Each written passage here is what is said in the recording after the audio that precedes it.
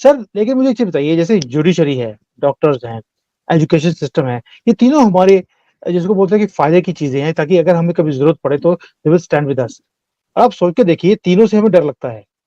Hospital में जाने से डर लगता है, कोर्ट में जाने से हम कहते हैं कि भैया हमें बचाएँ इन करप्शन वाले भरे हुए जजेस से और वकीलों से और स्कूलों के अंदर भी।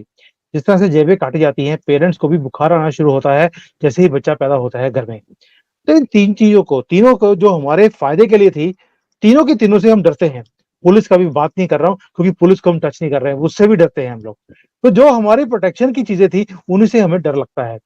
अब इसका हल अब कैसे निकालें? हल पे अगर जाते हैं तो भारत कहता है कि बहुत छोटी-छोटी चीजें करने की जरूरत है, बहुत बड़ी कवायद की शुरुआत नहीं करनी। तब जो बुजुर्ग कहते हैं कि भाई खाना ठीक कर लो, बड़ा अजीब लगेगा, खाना ठीक कर लो।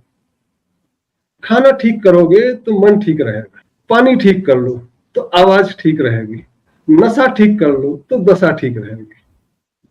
तो पूरा का पूरा एक कवायद खाने पे है कि कैसा खाना खाना चाहिए, कब खाना चाहिए, कितना खाना चाहिए, उस गर्म होना चाहिए, ठंडा होना चाहिए, बैठ के खाना है, खड़े होके खाना है, सूरज डूबने के पहले खाना है, बाद में खाना।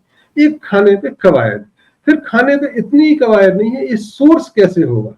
क्या केमिकली ट्रीटेड प्लांट से इंसेक्टिसाइड पेस्टिसाइड वाला है, ऑर्गेनिक खेती है, जबरदस्ती में हथियाया गया खाना है या प्यार से खाना खिलाया गया है? ये एक खाने पे पूरी कवायद।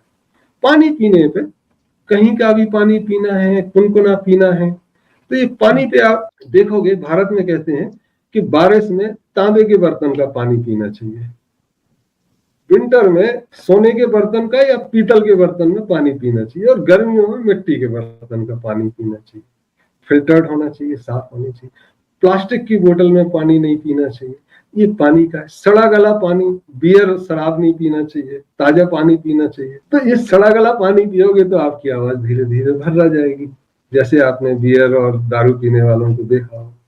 फिर वो कहते हैं कि टॉयलेट जाओगे, अगर आप कमोड पे बैठोगे, ज्यादा टाइम बैठोगे तो आपका तबीयत खराब होगा। तो टॉयलेट पे विशेष ध्यान दिया गया।